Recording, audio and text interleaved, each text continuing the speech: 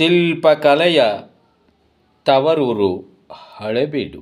ಹಳೇಬೀಡು ಕರ್ನಾಟಕದ ಐತಿಹಾಸಿಕ ಹಿನ್ನೆಲೆ ಇರುವ ಸ್ಥಳಗಳ ಪೈಕಿ ಒಂದು.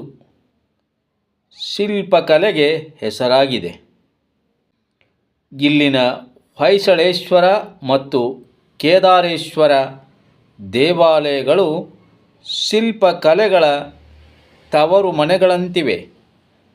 ಅಲ್ಲದೆ 3 ಜೈನ ಬಸದಿಗಳಿವೆ.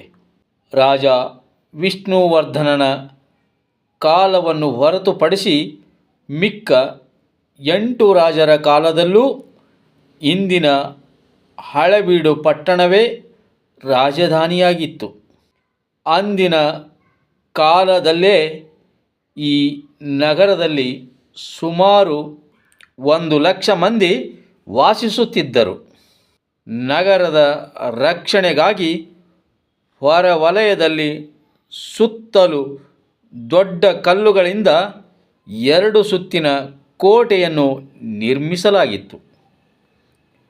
ಕೋಟೆಯ ಕುರುಹುಗಳನ್ನು ಇಂದು ನಾವು ಕಾಣಬಹುದು.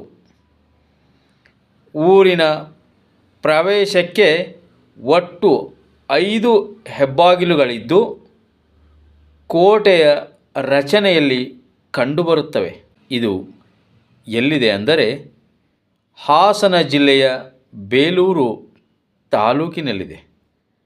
ಹಳೇಬೀಡಿನ ದ್ವಾರಸಮುದ್ರ ಎಂಬ ಪ್ರಸಿದ್ಧ ಕೆರೆ ಇದೆ.